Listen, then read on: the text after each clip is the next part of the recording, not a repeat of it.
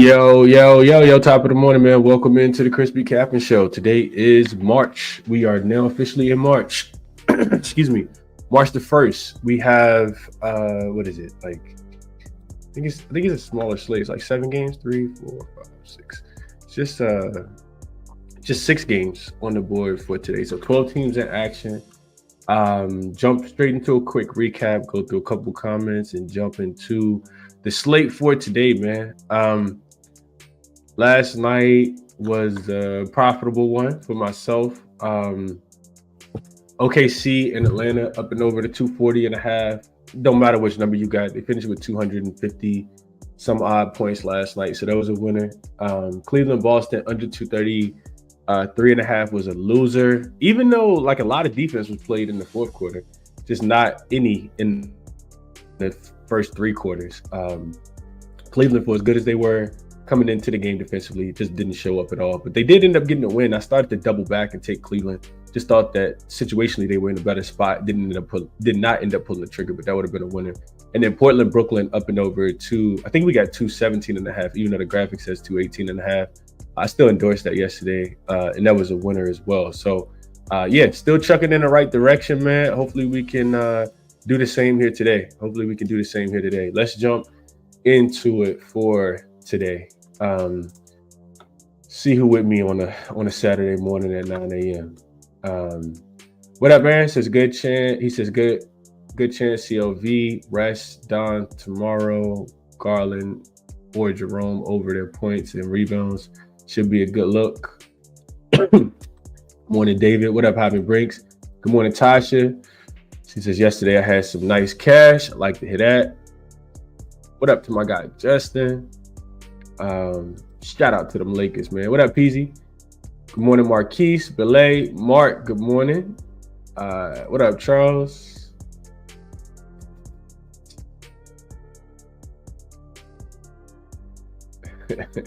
I got a lot going on. I don't even know how you pronounce that. Keenies, I think it's how you pronounce that. Keys. A lot going on, bro. A lot going on. That's why I'm running a couple minutes late. Let's see what else we send in the comment section before we get started. I think that's about it. What up, JLB? Yeah, Tasha knows it's a lot going on, man. Injury reports. I'm trying to run systems. Just a lot going on, man.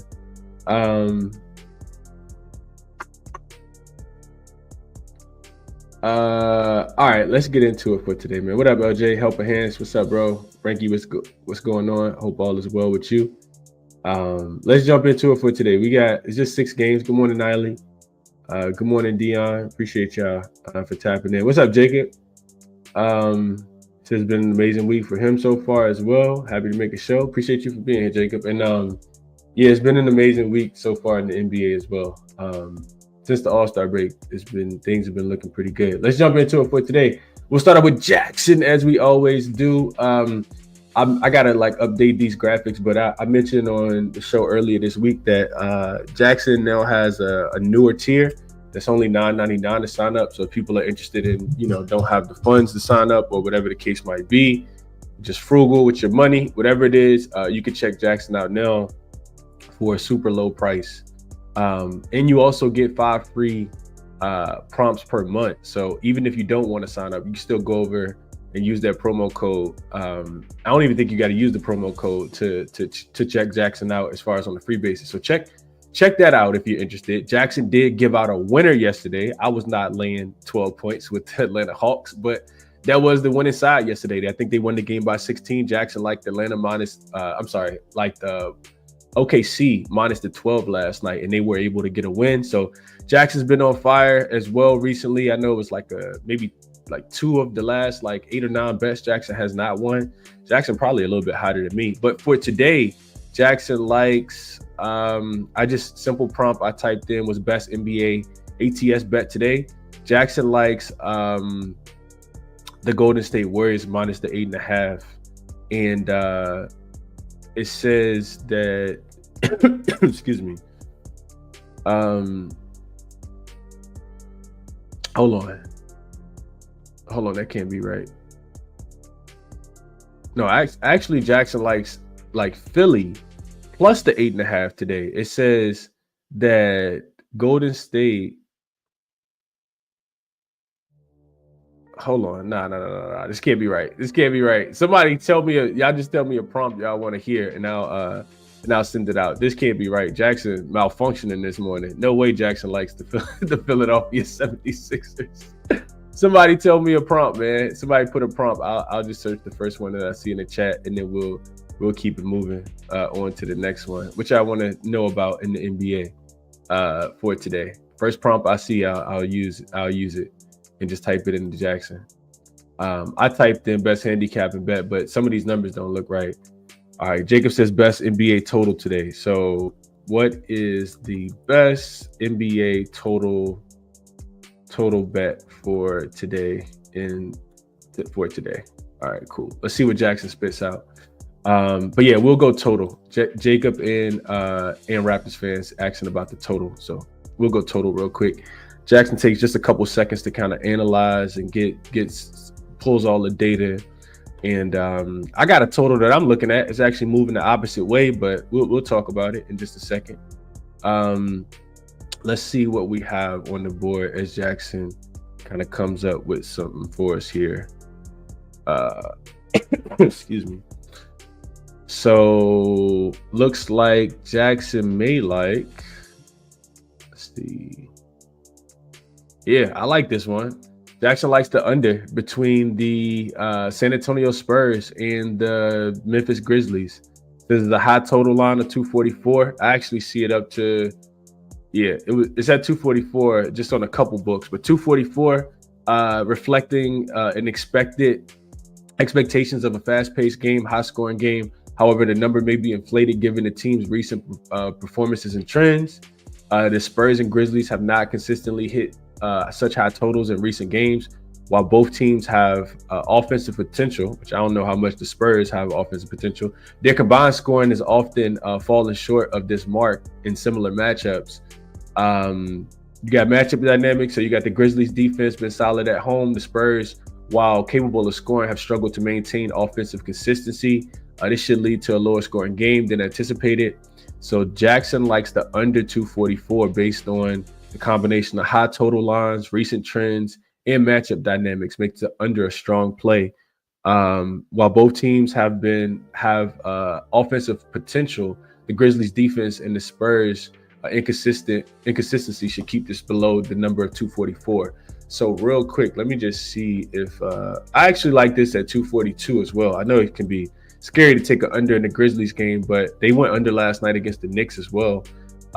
Real quick, you can get the total.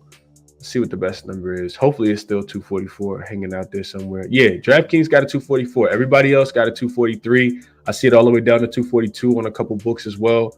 Probably even lower on some of the sharper books also. So I like this under 244 a lot, and we'll jump into it in just a second. So let's get into it for today. So first up, we'll go to the Washington Wizards and the Charlotte Hornets game. We got a line that opened, I think, at 2 yesterday in favor of Charlotte, and it's moved to 4 now. The total opened 222.5, and it's come down to 219.5.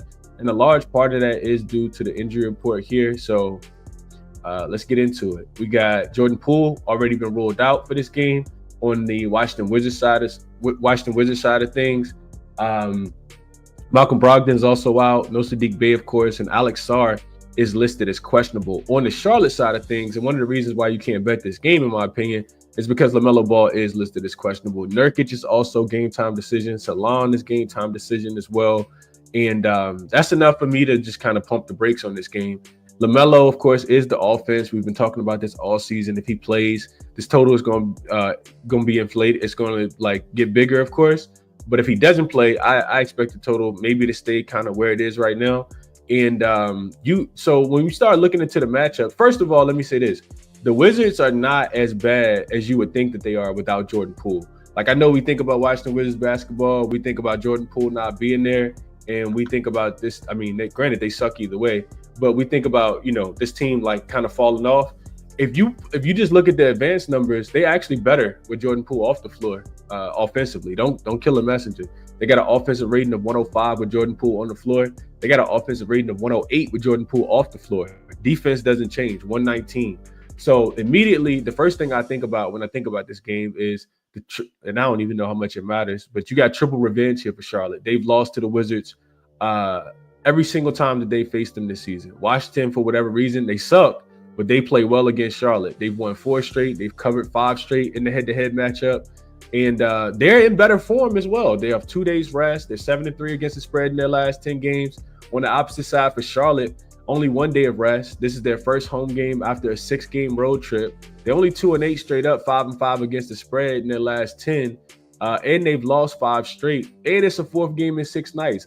If LaMelo doesn't play, I want nothing to do with the Hornets. I don't want nothing to do with the Wizards either. Don't get it twisted. But I think the Wizards are the lesser of the 2 evils between the 2 teams.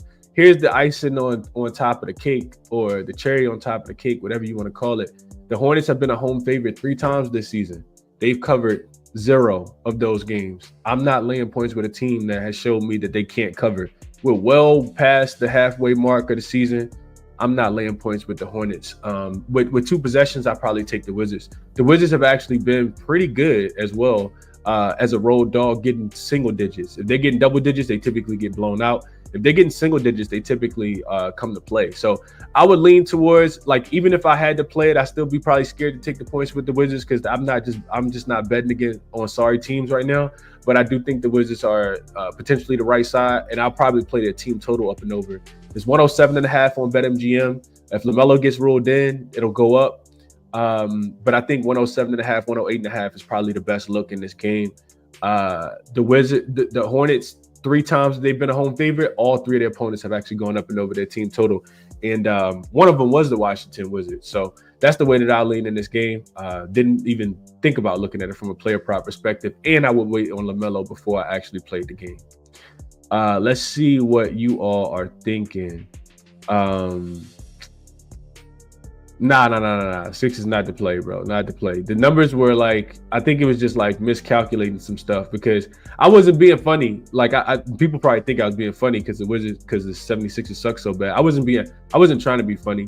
What I was saying was like the stuff, the way that what I was reading in the notes for jaXon was not aligned with it wasn't accurate information. It said that Philly was 4-1 ATS last 5, and they're not.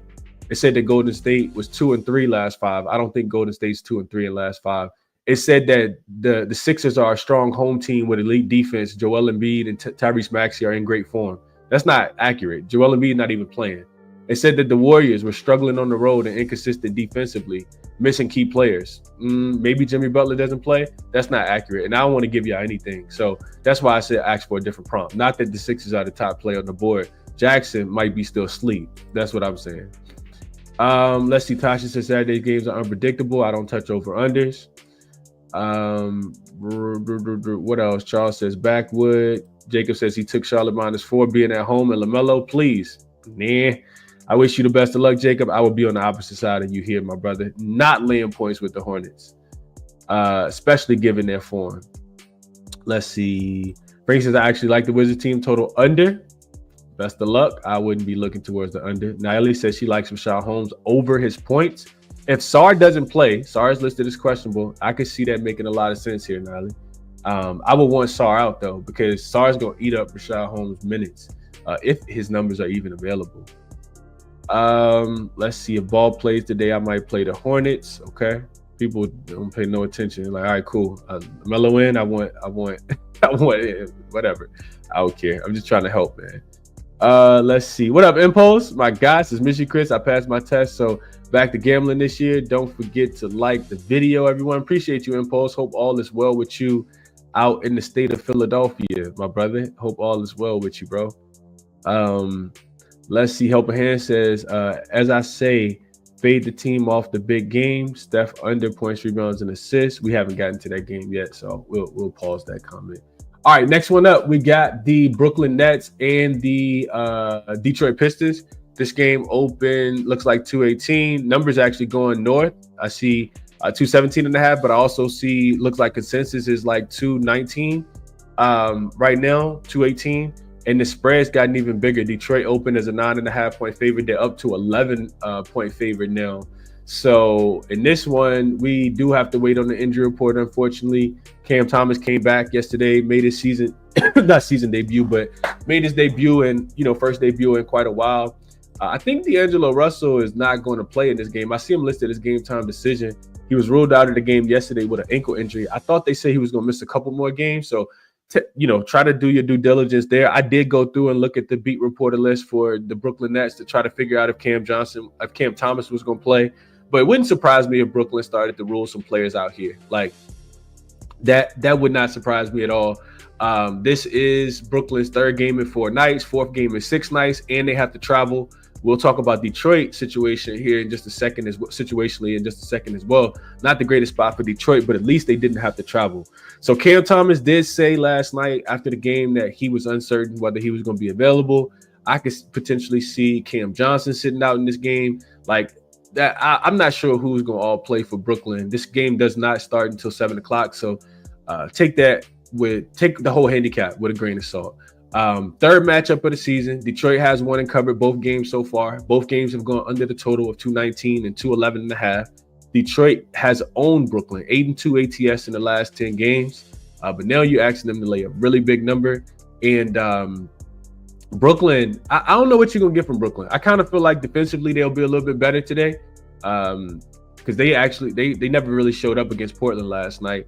But it was good for our over. This is second leg of back-to-back, like I said. Third game in 4, fourth and 6. They lost by 19 last night as a 1.5 point home dog to Portland. And, situationally, they have been a lot better than they were last night. They're 5-5 straight up. 6-4 against the number. Last 10 and back-to-back overs they played in. The Pistons, 8-2 straight up. And against the spread in their last 10 games. They did get smoked last night by Denver on the second leg of that back-to-back, lost that game by 15. This is the 4th straight home game, but it's also third game in 4 nights, 4th and 6, and 5th and 7. You don't like to see that if you like Detroit. This will be Detroit's third game this season that they played third game in 4 nights. They have actually not even won one. They've lost both. They failed to cover both. I think they failed to cover both. And this time it's a little different, though. I remember the first one. I was on Chicago, and Chicago went in there, did whatever it is that they wanted. I can't remember the second one, but I did look into it this morning. They've not been great in this spot, have the Detroit Pistons. And that makes me a little hesitant to lay the points here, even though I know that they're a much better team than the Brooklyn Nets. So looking into it this season, teams playing 5th game in 7 nights overall in the NBA are 22, 12, and 2 to the under. It's about 65%. And that's one of the reasons why I kind of lean towards the under in this spot. Like I said, I think a couple players on the Detroit Pistons, on the Brooklyn Nets could potentially get ruled out here. Also, you got a Brooklyn team that's 8-2 to the under when they're playing unrested this season. They're 3-0 to the under if they're playing unrested and they had to travel. So those things kind of make me lean towards the under. Detroit 7-4 against the spread when they're playing unrested. They are 3-0 to the over though. I don't like that if they didn't have to travel on the second leg of a back-to-back. So I'll still lean here with the under 218.5. Maybe I'll go see if I can find the 219. But I think it's an under game. The Nets, I wanted to see how the Nets did after getting smoked in the game before. They are 11-5 to the under, coming off a loss of 15 points or more, including 4 straight unders. And if Cam Thomas misses this game and there's still no D-Lo, the offense should probably struggle. We know Brooklyn does not play super fast, even though Detroit plays really fast. I think Detroit's offense can just do enough to get the job done. Not sure if they cover. I don't even know how I would lean towards the spread. I kind of would want to know, I guess, who's going to play, but I do lean towards the under. It's not an official play yet, but that's the way that I want to play this game is under. I think Brooklyn will miss some key players. I think this game will be played slow. The other 2 games have already gone under. Detroit may not be the greatest version of themselves playing 5th game in 7 nights. So I hope all that makes sense. Just trying to make sure y'all understand, but I think this game goes under. Let's see if we have any thoughts on this game. Impulse says, Eagles win, we happy out here. Tasha says, Detroit. Not sure if that means, so Detroit first half. I'm guessing ATS. Killian Hayes revenge games. That's funny, Charles. DC Son says, my Wizards suck so far over time. I took them. They win. They win. I'm 2-0 taking them today. Okay. K Matt from last night. His rebounds been hitting, Dion says. I actually want to look at something real quick. Y'all not gonna like this, especially if you're a consistency better. You just take the thing that always been hidden. But let's go over the Outlier real quick and talk about a player prop that I'm looking at in this game. I actually like Cade today. I want to see who plays though. Not anything official yet. I want to see who plays. But this is Outlier. If you're new to it, check it out. There's a link in the description if you like the software. 7-day free trial link too. You don't even got to pay anything. So Cade today, right? I just talked about how I think this game's gonna be played a little bit slower. Cade points, rebounds, and assists is actually dropping. It was at 40.5 this morning, like literally 20 minutes ago. Hopefully it's still at 40.5. I actually want to play Cade under today. Under his 40.5 points, rebounds, and assists. I know you see the number at 39.5 right now. I think you can, let's see. Here we go. 40.5 is available. So 40.5 minus 118 on FanDuel. Cade is going under in back-to-back games against Boston and Denver. It's not a really good matchup for Cade. And I know people don't care about matchups. People just like Cade, take us over. I understand it. I get it. Cade is not a good matchup for Cade. Cade is a guy that lives in the pick and roll. This Brooklyn team does a really good job of limiting points in the pick and roll, against the pick and roll ball handler. Cade, they're actually number one against the pick and roll ball handler on the full season. And Denver was also really good against the pick and roll. They were top 5. Cade also went under last night as well. Cade gets about, 36% of his points as the pick and roll ball handler. They're number one in that shot zone. Cade also scores a bunch of points in the non-restricted area. Brooklyn top 5 against the restricted area as well. And I'm just feeling like somebody else can step up, and Cade's not gonna have to do it all tonight, especially on the second leg of a back-to-back. If we go over and just look at Cade in the head-to-head matchup, because he's played against Brooklyn twice this season, you can see that he struggled to score the basketball. 19 points and 13 points in the 2 games that he's played against them so far. What's crazy about this is that both games actually went under. Brooklyn didn't cover either game, so what that means to me is probably going to be like a big Malik Beasley game or somebody like Jalen Duren. I think Cade can continue to struggle, especially 5th game in 7 nights. I think these lines are inflated. Look at his points, rebounds, and assists. 19, 6, and 5 in the first game that he played against them. They won and covered though, and then 13, 5, and 5. So I like that this line is trending down. I don't think that Cade's gonna have to do it all in this matchup. So I like Cade under his 40.5 points, rebounds, and assists as well. No people gonna want to play Cade over. I don't care. I love being on the opposite side, being contrarian. Give me Cade under. I don't know if I'm gonna lock it in, but that's what I'm looking towards in this game today. Let's see.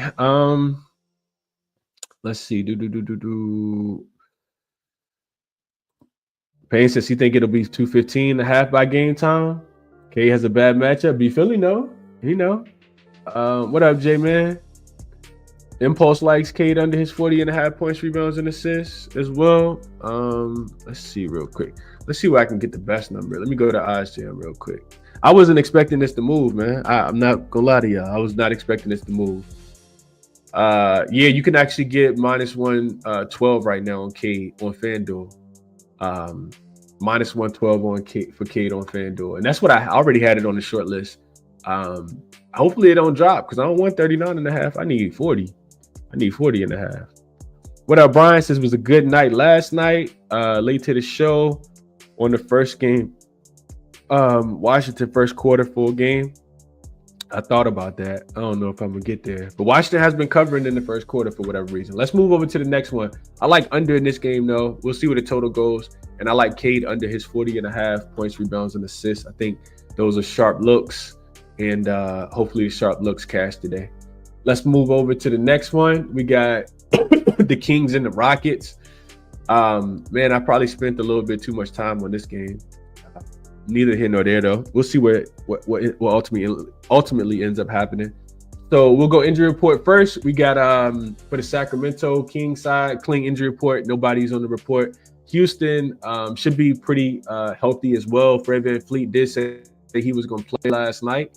So he should be out there. Cody Zeller, I don't think he's played with the team yet anyway. He's the only person on the report here. So this line opened with the Houston Rockets, I think, laying 4 points. It's now up to 5. I do see a 5.5 popping up, and the total is actually going up. 227.5, it looks like it opened at, and it's up to 231. Some 230.5s out there as well. So what I'm liking is actually moving the opposite direction, and I'll talk about that in just a second. But let's get into the situational stuff. So the Houston Rockets are in a double revenge spot here. They lost to Sacramento twice this season. Sacramento beat them 120-111 before the De'Aaron Fox trade as a 1.5-point home favorite in Sacramento. And then they beat them again on January the 16th, 132-127 as a 5-point dog. A 5-point favorite, in Sacramento. So this is the first matchup in Houston this season. The totals have trended towards the over between these two teams. In the last 10, 8 of the 10 have actually gone up and over the total. So you got a Sacramento team that's coming into Houston. They are pretty well rested. Back-to-back wins and covers against the Charlotte Hornets and the Utah Jazz. I don't know how much credit you want to give them for that. They do have 2 days rest here. They're 4-5-1 against the number in their last 10 games. On the Houston side of things, pretty inconsistent. 5-5 straight up. Only 2-7-1 against the spread in their last 10 games. This is the third straight home game, so they haven't had to travel. They've won back-to-back games, so kind of coming into form. And they play back-to-back unders. Defensively, they play really, really well. They do got a game in OKC on, I think it's on Monday coming up. So I'm not sure if that's a look ahead. I think that they want to take care of Sacramento with the double revenge here. So, going through all the numbers and looking at everything, man, what I want to play here, and I haven't played it yet, but what I want to play is I actually want to play the Sacramento team total under. The number is actually moving north. It's actually going up. So I'm going to wait, see what happens. I see a 113.5 popping up on a couple books right now. And I think that's just primarily because the full total is getting bet up from the 229 to the 230 and the 230.5 or whatever it is. But just hit me out. So Sacramento has played the third easiest schedule over the last 5 games. They beat up on Utah, on Charlotte. Their offensive numbers, in my opinion, are inflated because of that. And that's just my opinion. They're fourth offensive efficiency last 5 games. They're shooting the 3-point shot really well. They're actually first in accuracy over the last 5 games, 9th and above the break 3 frequency. So they're getting up a ton of shots from the 3-point line overall. But Houston is actually the number 1 3-point defense in terms of opponent accuracy. And they're also top 10 in opponent 3-point frequency over the last 5 games. So Houston doing a really good job of putting pressure on the 3-point line, running teams off the line, and they're doing a really good job of just forcing teams to not make threes. On top of all of that, Sacramento is playing at the 5th slowest pace over the last 5 games, which sounds weird. I know Sacramento typically plays really fast, but the numbers are the numbers. 5th slowest pace last 5 games. Houston still has the 2nd best defensive rating at home, behind only the Oklahoma City Thunder on the full season. They got a 106.8 defensive rating last 5 games. They're actually 6th in defensive rating as well at a 107.5. A couple of things concern me here. I'm worried about the pace because Houston plays. If Houston dictates the pace in this game, it could be played faster. They're 6th in pace, and the Kings are down to run. We know that the Kings want to play fast, and they don't mind running. That's all they actually want to do, in my opinion, is just play super fast, no defense, and try to score the basketball. Sacramento is also taking a lot of shots in the mid-range. Houston has not defended that shot zone really, really well recently. Houston, for whatever reason, has not been as great in transition defense over the last 5 games, and we know Sacramento will probably be looking to push pace. I think that they could potentially play a little bit faster than they have been playing recently. I just kind of feel like as far as the pace goes, I think it'll slow down at a certain point. Houston will rely on their defense, to get stops instead of their offense and, being able to score in this game. So all of that kind of makes me lean Sacramento team total under. Houston is allowing an average of 105 points per game as a home favorite this season. They've held 6 of their last 7 opponents under this 113.5 number or 112.5 number as a home favorite. So that's the way that I'm looking. I kind of want to lay the points with Houston, even though they haven't been in good form either. 2-7-1 does not make me want to lay the points, though, and that's what they are in their last 10 games. But I think Sacramento is a fade. I just think that they've been playing against some cupcakes recently, and I think that they're gonna tail off. That's just my opinion. I just don't trust them defensively. I think the really strong defensive teams are going to be the ones that kind of rise to to the top. And Houston, in my opinion, is a really strong defensive team, especially now that they have everybody, back and have a fully healthy roster with Fred VanVleet being out there. I think the pace slows down a little bit. So that's what I'll lean towards. I just want to look really quickly at the Kings. I want to look at the Kings' last few games. So they beat Utah in Utah by 17. They beat Charlotte, like smoked Charlotte. But those are two of the worst teams in the NBA. They got smoked by Golden State. We were on the right side of that. The Pelicans game, they lost by 7 going into the All-Star break. So yeah, 2 of their last 4 games, I guess you could say. They also not covering the spread. Only 4-5-1 against the number. I kind of want to take Houston here. I do kind of want to take Houston. And if I'm betting on Houston, I kind of just want to bet on their defense. Let's see what the thought process is here. I just kind of talked out everything that I was looking at in this game. Let's see. Now, Ellie likes the Cade under. LJ says Rockets first half. Don't even think about it. Okay. Bridget says Rockets fading the Kings. Okay. Sengun under 10.5 boards for J-Man. Charles actually likes the Sacramento team total under. Jacob says I parlayed the Thunder money line last night with the Rockets minus 119. Really like it. I do think that they win. He is going to be back today. YT, Fred VanVleet will be back. Cal likes DeMar DeRozan over his 3.5 boards since he's hitting 9 of the last 10 games. Okay. J-Man says Kings 0-5 ATS on Saturday on the road. J-Man love a good Saturday trend. He love a day of the week trend. I don't look at any of that stuff, but whatever. If it helps the handicap, I guess it helps. Jalen likes Malik Monk over his rebounds and assists. Brian says Houston first quarter, first half. J-Man also likes DeRozan over his rebounds. Jalen Green over his points. I can't really ever get behind Jalen Green. That's just me, though. Adam says, what up, Chris? Riding with the Rockets today, but I'm not confident, obviously. Yeah, get you some confidence, man. Take your bet confidently. That way, if it lose, you cool with it. Kyle says, Amin Thompson over his 4.5 assists.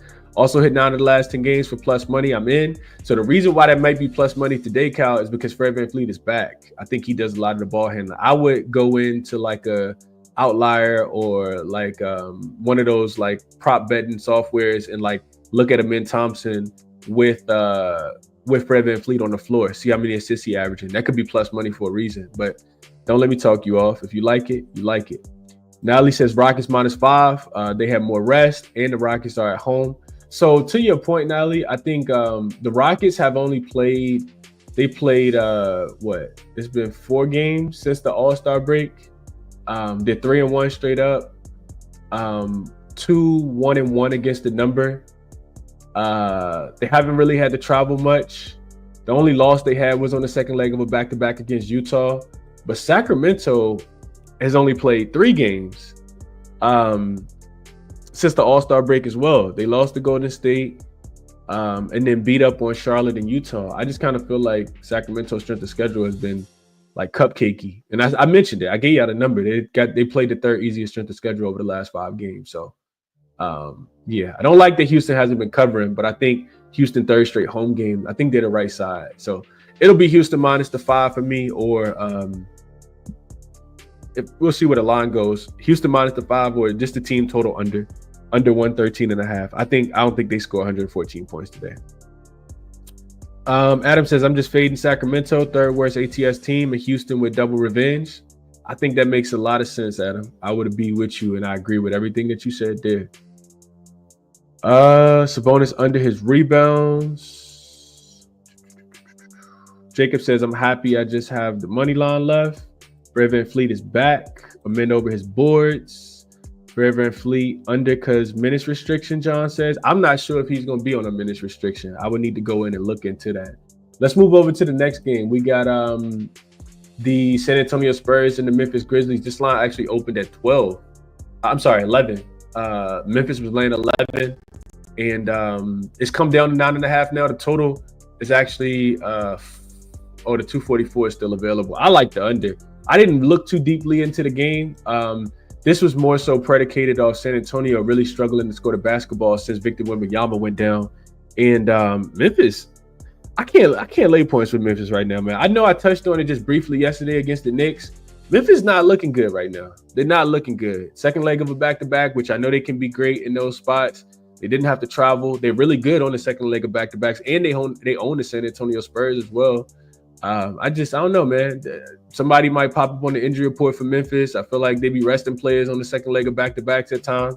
They've also, like, there could be a level of complacency that comes in. I know that they lost last night against the Knicks by 1, probably motivated to get that, bad taste out of their mouth, but there could also be a level of complacency. They've beaten this San Antonio Spurs team 3 times already this season. They covered all 3 games, and those 3 games had Victor Wembanyama. So if you're in the Memphis locker room and you lost last night, yeah, you may be frustrated, but at the same time, you're like, oh, we got the Spurs tomorrow.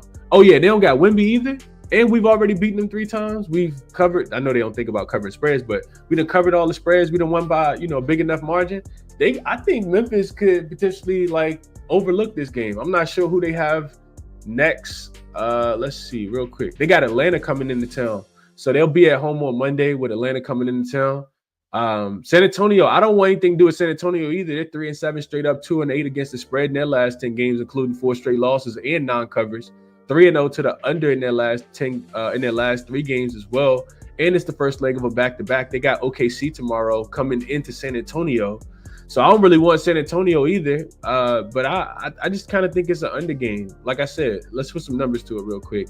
But let me tell you this, Memphis, second leg of a back-to-back. They're 0-5-1 against the spread in their last 6 games, 2-6-1 against the spread in their last 9 games. They lost to the Knicks last night by 1 as a 2-point home favorite. I couldn't find the injury report for the Knicks in time enough, but I kind of like the Knicks yesterday. Memphis turns the ball over a lot. I don't like betting on teams that just be out there lackadaisically playing with the basketball. That's not something that I like to do because they give up a lot of points off turnovers as well. But they probably will bounce back in this spot. Will they win by double digits? I'm not sure. Real quick. Let's just look at it. So San Antonio is the worst offensive rated team, the second worst offensive rated team over the last 5 games, 102.7 offensive rating, also shooting 47.9% effective field goal percentage, which is the 3rd worst in the NBA. They are shooting a lot of shots at the rim, 9th in rim frequency, but 20th in rim accuracy. So those shots aren't going in. Memphis is 4th in opponent frequency at the rim, so they're doing a really good job of taking teams away from the rim. San Antonio also shooting a bunch of corner threes, 8th in frequency, 16th in accuracy, and the Memphis Grizzlies are 5th in corner 3 frequency, so they also running teams off the 3-point line for at least the corner 3.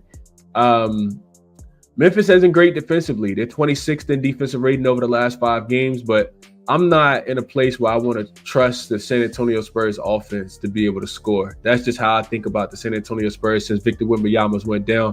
The only game that they covered was the time I tried to bet against them, which was when I took Phoenix right after the All-Star break, and they have not covered the spread since. Real quick, let's just look at let's look at some of these team totals.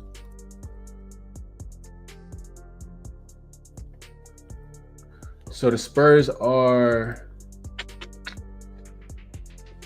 scored 106 against the Rockets. We were on their team total under in that spot, I think. Yeah, we took their team total under in that spot. They scored 106, went under their team total.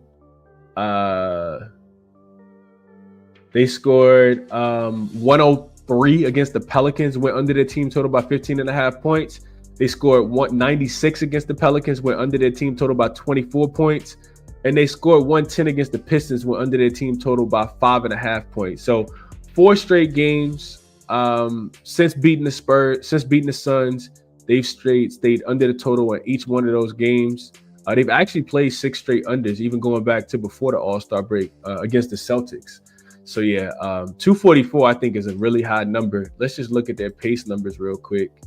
They are pushing pace, trying to get out and play faster, but I don't know. Memphis not great against transition either. Let's see real quick. Let's look at pace numbers. So San Antonio and Memphis. So yeah, they are playing fast. 7th in pace last 5 games.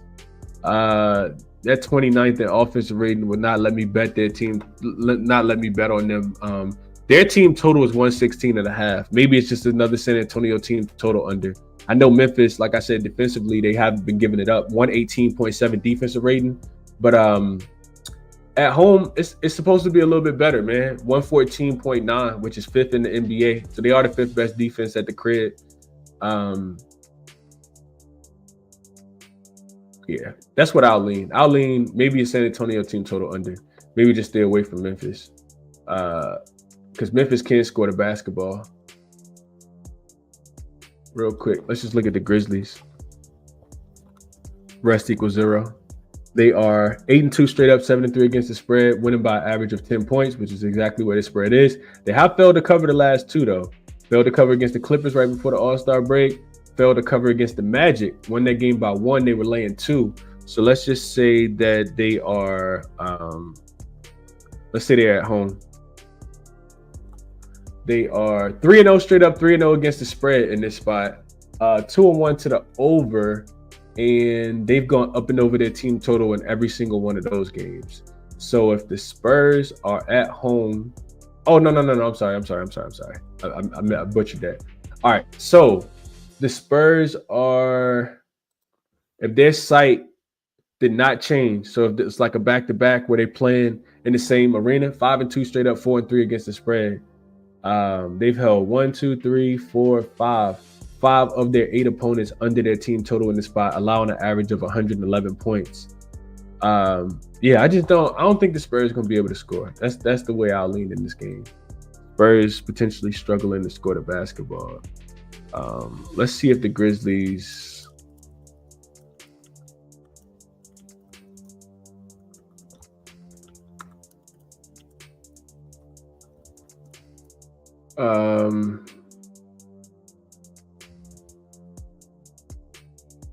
If the Grizzlies have beaten you already, and if they've beaten you twice already, they are 4-0 straight up in the next game, 3-1 against the spread.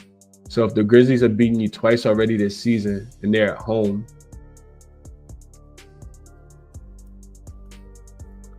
if they have less rest and they've already beaten you twice, they're 3-0 straight up, 3-0 against the spread. So this says Memphis should be able to bounce back in this spot and get the job done. I just don't really want to lay 10. I kind of feel like 10 is a lot. Yeah. Memphis, what are they doing? They are living at the rim,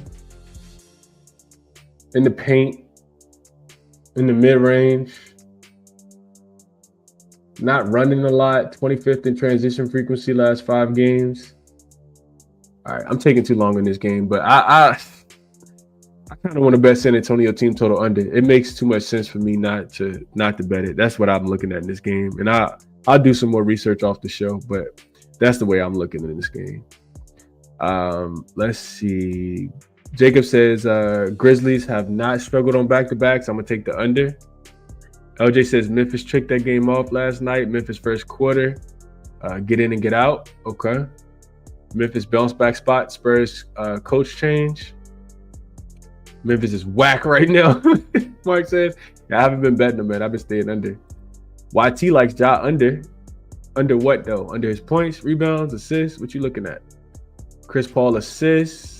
GLB says we just keep fading San Antonio games with a total higher than 225.5. I forgot about that, GLB. I forgot about that. I should probably write that down. So I know I talked about it at the beginning of the season. So if you look at the Spurs in games with a total higher than 225, they're 7-24 against the spread, covering 22.6% of the time. And they failed to cover the last 4. And they've gone under their team total in the last 4. So for whatever reason, the Spurs can't keep up with these teams that are playing high, like fast-paced basketball. What if their opponent don't have any rest? Opponent rest equals 0. 1-5 straight up, 1-5 against the spread. It don't matter that they have the rest advantage. Ooh. Yeah, that's bad. 5-1 to the under as well. I kind of think that the total is too high. I do. Maybe a San Antonio team total under. This just makes me think that even more, GLB. I like it. Mark says Memphis first quarter makes sense to him. Ja will be out of Memphis next year. Oh, Lord. We're not going to go with the speculation, Marquise. Man, what happened to my favorite making money Memphis team? He's turned the ball over a lot, man. Like when you look at when you try to go in and profile this team, Memphis also not shooting the ball really well. They're 22nd in effective field goal percentage over the last 5 games.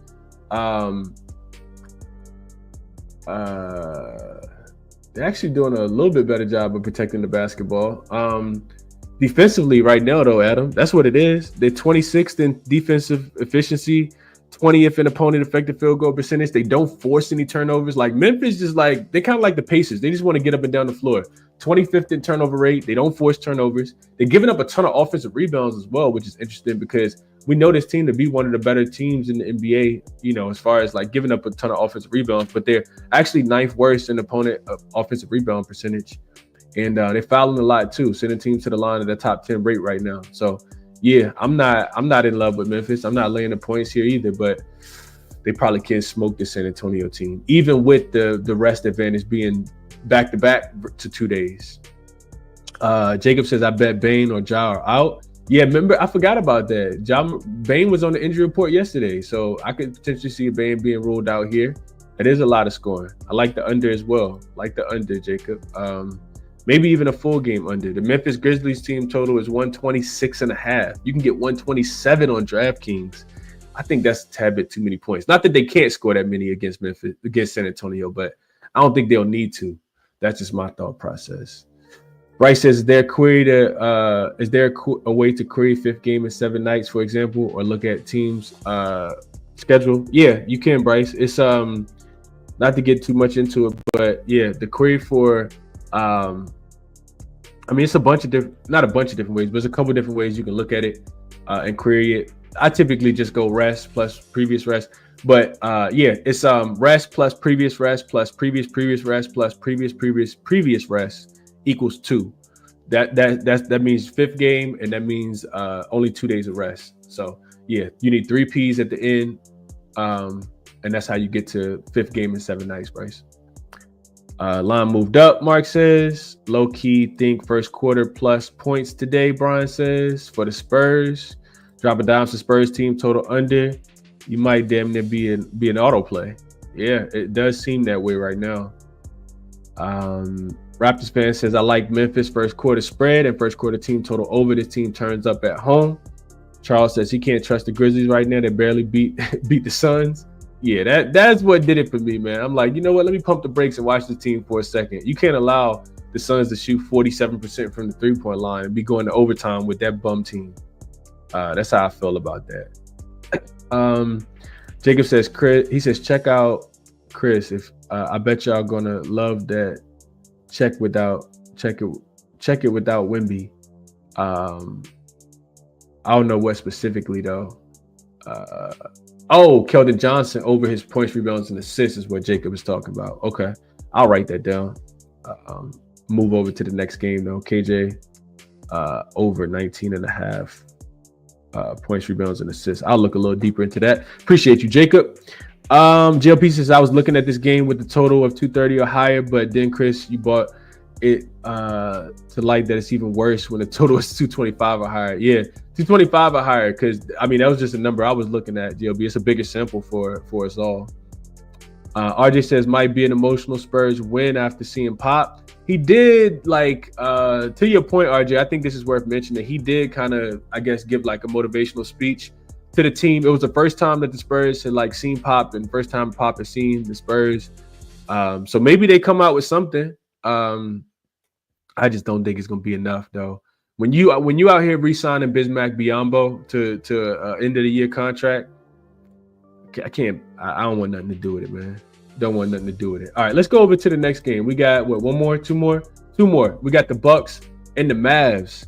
Line opened, I think, with the Bucks laying 3 points as a road favorite. It's up to 3.5 now. I see at 4 as well. One book. And the total moving north, 227.5. It looks like it opened at. It's up to 228. So we got PJ Washington on the injury report for the Dallas Mavericks side of things. That's of course huge because they don't have a true center. They got Moses Brown, but it's like having Bismack Biyombo in my opinion. I guess Moses Brown probably a little bit better rebounder though, but neither here nor there. They do got Moses Brown out there now, which in my opinion slows down the offense. makes it a little bit more of an under game. They should be a better rebounding team with Moses Brown, but PJ Washington is huge. We'll see if he actually plays in this game. His injury news is huge in this game. No AD, no Dick Gafford, no Lively, of course. Cody Martin won't play. And on the Bucks side of things, I think Pat Connaughton and Bobby Portis are the only people out. Giannis and Dame are listed as probable, so they should play here. Milwaukee has owned Dallas. They've won 4 straight. They've covered 3 spreads, and the other one was actually a push. So they played the Dallas Mavericks really well. The Bucks are 7-3 straight up, 5-4-1 against the number in their last 10 games. Short travel, well, not too short travel, but they travel from home. They have been traveling a lot. They're 7-3 to the under in their last 10 games, including 5-1 to the under in their last 6 games. Remember, I talked about liking the Bucks and the Denver Nuggets under, and I don't want to try to go back and try to chase a bet that I probably should have chased, because I like the Bucks unders at home. Defensively, they can give it up on the road for whatever reason. These are 2 teams, in my opinion, that play really well in their home arenas. The Bucks are not as good on the road, and the Mavs are really good at home but struggle on the road. They are coming off a game where they did not cover, but they did win against the Charlotte Hornets. They're 6-4 straight up, 7-2-1 against the spread in their last 10 games. They've also played 4 straight unders, have the Dallas Mavericks. And I like the Mavs in Charlotte under 2. Didn't play that one either. 5 of their last 6 games have actually gone under the total as well. And this is the second straight home games for the Dallas Mavericks. So what I wanted to look at, I didn't get a chance to do it yet, but I wanted to look at the Bucks. It's real simple queries. Road favorites. 9-7 straight up. You don't like that. They're only winning 56% of the games where they're on the road as a favorite. And also just 5-11 against the spread on the road. Average margin of victory is a +1. The Bucks have actually failed to cover 5 straight games on the road. 5 straight games on the road, the Bucks have failed to cover, and they've been unders. 3 straight unders for the Bucks on the road as a favorite as well. Simple stuff here, right? So then we look at the Mavericks at home as a dog. 5-6 straight up. They do a really good job of winning these games when they're just a dog, and that's not even their cover rate. Their cover rate is actually 7-4 against the spread. 63.3% of the games they've covered, they lose by average of 1 point. So I know it looks like real easy to take the Bucks in this spot. They have the size advantage, and they should be able to get to pretty much whatever it is that they want. I don't really like fading the Dallas Mavericks when they're a home dog at the crib, man. The last couple of times they've been a home dog, I remember they took my money against the Warriors. They also beat the Heat in this spot. They were extremely shorthanded. They covered against the Kings as well. Lost that game by 1 as a 1.5 point dog. You're just gonna get the best effort from the Mavericks at home. They're just a covering machine. They've covered 5 of their last 6 games at home. Only one that they didn't cover was against the Celtics, and the Celtics were coming off a loss in that game. I don't view the Bucks as the same type team as the Celtics right now. So I guess I say all that to say that, maybe this touches 4 and then I come back in on the Mavs as a home dog. But I think, given the situational spot, I'd be looking towards the Mavs in this spot just because they continue to cover at home as a dog. Yeah, that's the way that I would be looking at this one. It's probably Mavs plus the points. I want nothing to do with the Bucks laying points on the road. Like I said, they failed to cover 5 straight in this spot. They've actually only won 2 of those 5 as well. So I don't really want the Bucks laying points on the road, man. Don't really want the Bucks laying points on the road. Let's see what the thought processes are here for the chat. LJ says Bucks 5-2 ATS on the road in the first half versus the West. So maybe they just don't get it together for the full game. Derek says he likes the first half under, and I feel like, matter of fact, let's go to Moneyballer real quick. Appreciate you, Derek, for shouting this out. This just triggered a thought in my brain. I feel like whenever Dallas is a home dog, that's when you typically start to see the unders. So let's go over to Moneyballer real quickly. I'll go back to Derek comment in just a second. Let's go Bucks Mavs. Let's go full season. And this is Moneyballer. For people who are interested, there is a link in the description where you can get 50% off if you want to sign up and check it out. You got situational notes. Bucks coming off a win as a dog. They beat the Denver Nuggets, of course. And then you got an over system actually on a baller system on the Mavs in this spot based on recent high scoring. All right. So we come down, we can see that Dallas plays Atlanta. The Bucks play Atlanta, but that game, they got some time for that game. That game isn't until Tuesday in Atlanta. And then Dallas actually will be at home. They play Sacramento on Monday. So that's a little bit of the head-to-head, like schedule stuff, historical matchups, blah, blah, blah, blah, blah. Then we got some efficiency stuff for the full season. I want to get down here to the trends, though. So over, under. This is what Derek is looking at. Derek says first half under 117.5. Dallas is 8-2 to the first half under at home. 5-0 last 5. The Milwaukee Bucks are 3-2 to the first half under. On the road, last 10, 3-0 to the under last 3. So we can see what Derek is talking about right here. This is why you like Moneyballer. 8-2-1 to the under are the Dallas Mavericks as a home dog in the first half. So for whatever reason, they play really good defense in the first half, and then second half, their defense isn't as good, their offense gets better, and the game ends up squeaking up and over the total. If you like that trend, you do like this first half under. I like that, Derek. I actually like that a lot. If we go down here, look at some of the team total stuff, you can see that it's the Mavs defense. Their opponents are 9-2 to their first half team total under. So the Mavs play really good defense here. You can see that the Bucks opponents first half team total, if they're on the road as a favorite, 9-1 to the over. So the Bucks aren't playing as good defense in the first half. The Mavs are playing excellent defense in the first half. You can also see the ATS range. The Bucks laying 2.5 to 7 points, not covering, only 40.9%. The Mavs as a dog between 2.5 to 5, 2.5 to 7, 10-6 against the spread, 62.5%. So that's why I said I lean with the Mavs. But this first half number makes a lot of sense to me, man. Maybe even just the Milwaukee Bucks first half team total under. Let's see real quick. Let's see what that number is. First half team total for the Milwaukee Bucks is 59.5. I'm gonna add that to the short list. ESPN Bet got the best number at -115 right now. Yeah, that'll definitely be on the short list. I think that the defense will be able to slow this team down a little bit. So we'll go Milwaukee first half team total under 59.5. Add that to the short list. Okay. Real quick, let's just look at some pace stuff real quick.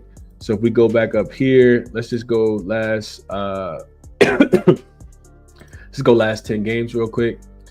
All right, so pace wise, we got the Mavs playing very slow, 24th in pace. The Bucks playing a little bit faster. I typically like to think the home team dictates pace. Last 5 games, let's see what we got. Milwaukee and Dallas. Yeah, Dallas is 27th in pace. So they're playing even slower over the last 5 games than they played. I'm sorry, 19th in pace. 19th in pace last 5 games. Bucks are 13th in pace last 5 games. So this makes a lot of sense to me. Shout out to Derek for finding this one. Based on what he said, I can see a first half under, but I also think a first half team total under for the Bucks specifically makes a lot of sense. And then who cares about what happens in the second half of the game? So I'll lean that way as well.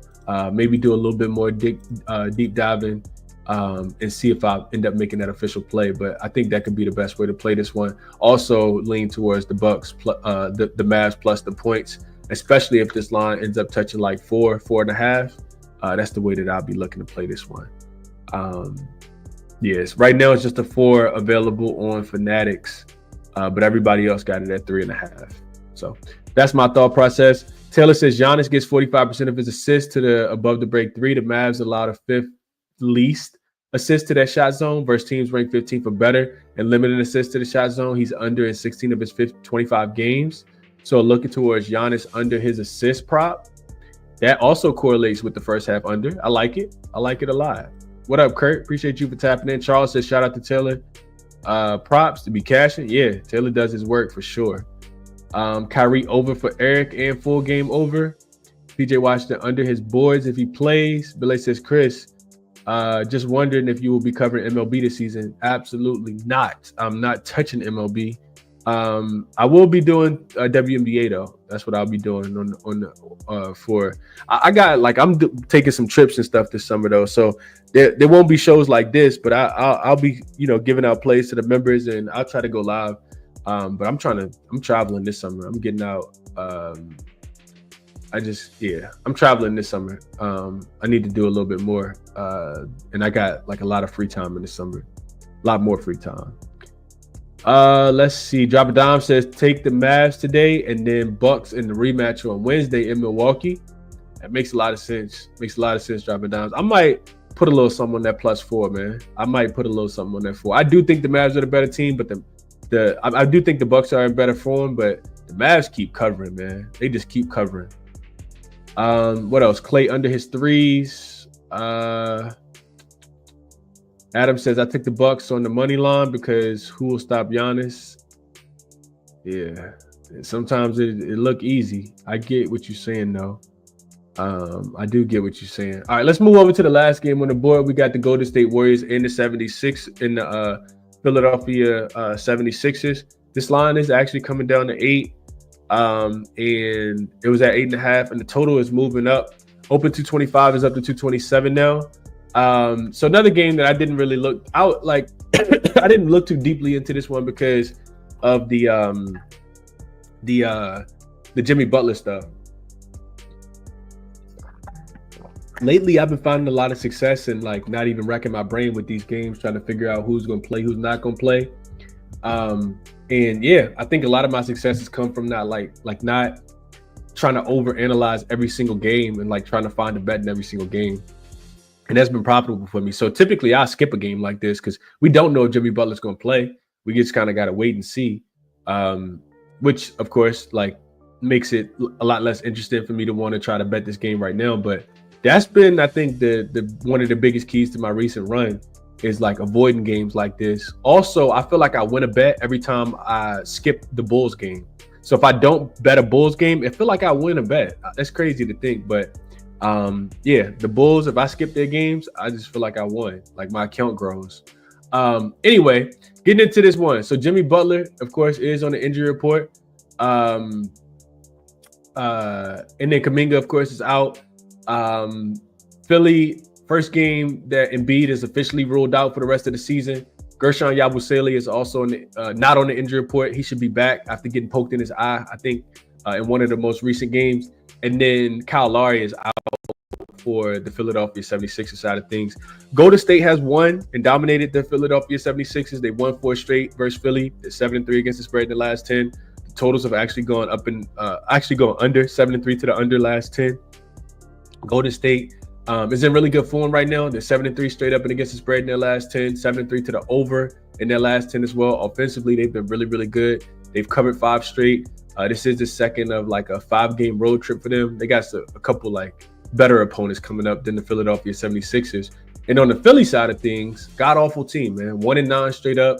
1-9 straight up and against the spread in their last 10 games. The cover actually came in the last one against the Knicks when the Knicks were kind of depleted. Jimmy Butler does mean a lot, especially for all that you traded for him in this spot. But I don't want Philly, man. I don't want Philly. I just don't.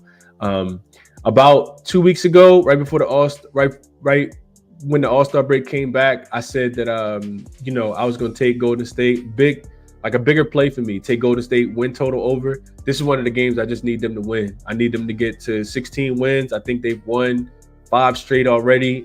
So yeah, that's what that'll be the play. It's kind of like a Golden State money line bet. I just need them to win in this game, and I think that they will.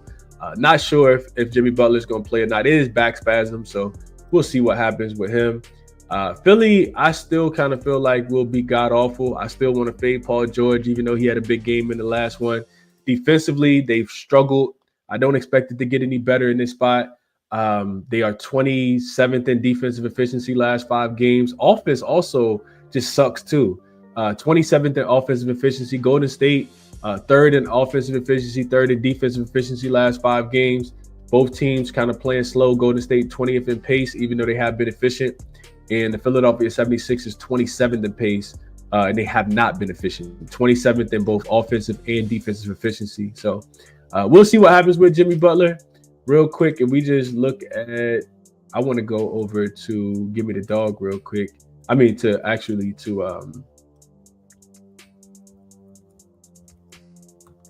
Killer Sports and excuse me, look at the Sixers without Joel Embiid.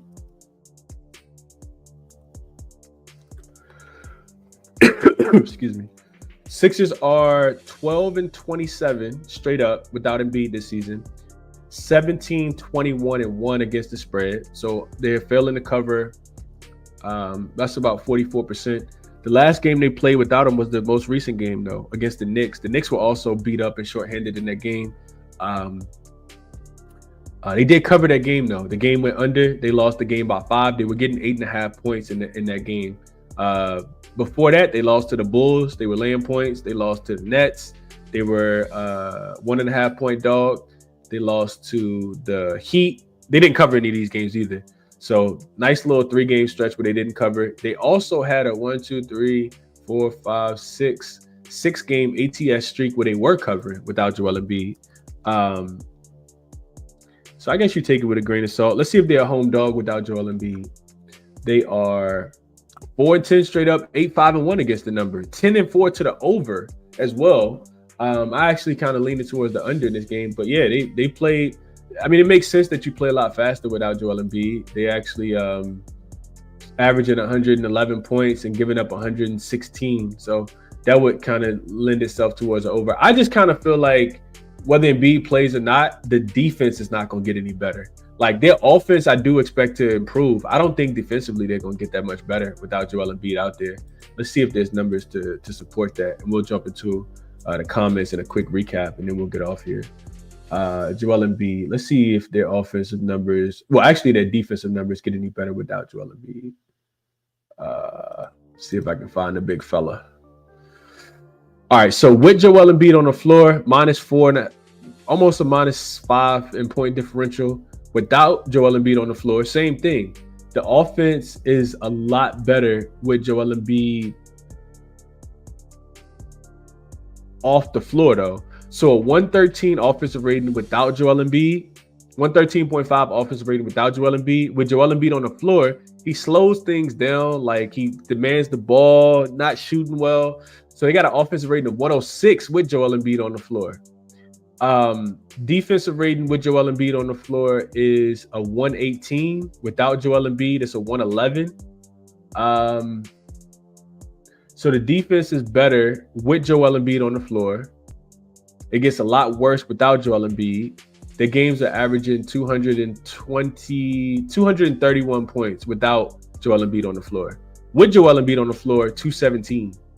So the offense gets better and the defense gets worse without Joel Embiid. What's Golden State team total? That's what I want to bet. I mentioned them being really good offensively. Golden State, third best offensive rated team. I'll look a little bit deeper into it and see where they're shooting the ball at, but that's what I want to bet. Golden State up and over 117.5 you can get right now on a lot of books. -110, -115. All right, one more thing real quick before we go through the comments. Let's see where Philly is. Let's see where Golden State's scoring the basketball. I feel like it's been a lot of 3-pointers, but I also want Jimmy Butler in too. Golden State and Philly. Philly. All right. So actually, Golden State is the #1 offensive rated team over the last 5 games. Did I say that? I thought I said third best offensive rated team. That's insane to me. They got a 131 offensive rating, does Golden State, in their last 5 games. #4 in effective field goal percentage. They turn the ball over very seldomly. 3rd best in turnover rate. 6th best offensive rebounding team. Getting to the free throw line at the top 10 rate. And yeah, it's been the 3-point line. #1 in corner 3 frequency. #4 in overall 3 frequency. #7 in 3-point accuracy. Also getting to the paint. 6th in frequency, 1st in accuracy last 5 games. Philly is not defending the 3-point line well. Actually, the 3rd worst in the NBA, and actually the worst in the above the break 3. So yeah, this does not look well for Philadelphia on the defensive side of things. I don't think the defense is going to get better without Joel Embiid. So right now, with what we know, no Jimmy Butler. Well, kind of Jimmy Butler on the on the brink of things. I think I would just stay away from the spread and just think that Philly could play. Will play faster without Joel Embiid. Golden State will match that pace. Also be able to score from an efficiency perspective. And I would look towards Golden State team total up and over 117.5. The total is moving north from 225 to 227. I actually see it just popped up to 228 on DraftKings. So that's the way I'll lean. I think Golden State should be able to score.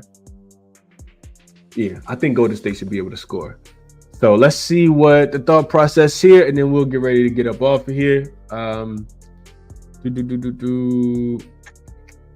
Dropping Dom to Sixers team total under 109.5. No Jimmy Endo. Need Jimmy Endo. Yeah, I was thinking the opposite if he does play dropping Doms. He's been really good at facilitating the offense, even though he shot like 1 for 5 from the field last game. He still had like 6 assists. So if Jimmy plays, I kind of like their offense more than their defense. LJ says 76 is 13-5 and 2 to the over versus the West. I like it. I like it a lot.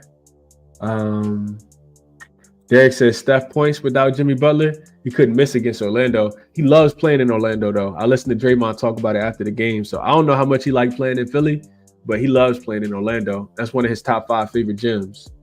Something to note for next year. Thoughts on PG over? I'm never betting on PG over, Chris. That's just my thought process. I don't want anything to do with PG. I know he's not podcasting. I don't care. Philly team total under Adam. Drop it down, says he likes it. Brian says got to run, Chris. Good luck, everybody, on Saturday. Strange stuff happens. Be careful. Yeah, it will be maybe a play or two for me today. Taylor says he likes Oubre rebounds as a system play here. Without Embiid and with PG and Maxey, he's over in 7 of his 11 games. When you filter out the best 5, the 5 best teams limited rebounds, he's averaging 7.6 on 12.5 rebound chances. Okay. Marcus says, where is the team total under 90, 59.5 in the first half of the Bucks? ESPN bet had a minus 115, Marcus. Derek likes Stephen Castle over. Oh, no, it's Steph. My fault. Over 27.5 points. If Butler does sit, you see that. You can definitely see that. Nally says 76 is playing well against the Knicks. Play well against the Knicks. I'll take the SGP. Golden State on the money line. 6s plus 9. If no Jimmy. Okay. Says Jackson malfunction, but 76ers might cover.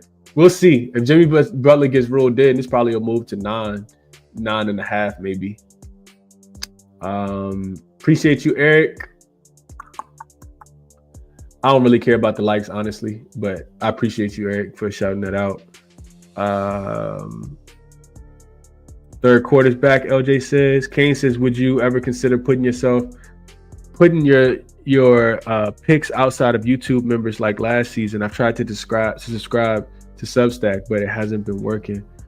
So Kane, I haven't sent anything to Substack, but eventually that's where all my plays will originate. Will be Substack. I just be busy, man. I'll be busy, but yeah, I think Substack is a much better platform. I like Substack. You can podcast, you can write articles, you can you can do a lot of stuff over on Substack. I know a lot of people don't know about it, but Substack is nice. I like Substack, and I think it'll be an easier delivery for the members as well. I know a lot of people have struggled with trying to sign up for YouTube, but yeah, I'll probably start doing shows and everything on Substack eventually. So yeah, I thought about turning Substack on and having YouTube for people who can't, don't subscribe to both, of course, but if you can't get the plays through YouTube or you find Substack to be easier, maybe I will turn it on, King. I'll turn that on because I have a bunch of people pledged to, want the plays, blah, blah, blah, blah. But yeah, I never turned it on for profit. But if I did, it'd be the same price. It's like $4.99 a month or however much I charge for plays. All right, so that's that game. Let's get into the recap. Cade Cunningham, can we still get these under points, rebounds, and assists, man? I need to know. Points plus rebounds plus assists for Mr. Cade Cunningham. I want the under 40.5. Did not bet this yet though. Let's see.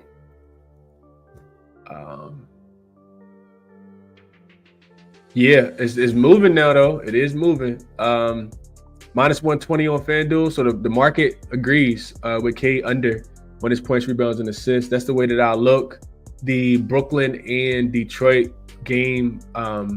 This is one where honestly, I'm gonna keep it real with y'all. I probably should bet it early.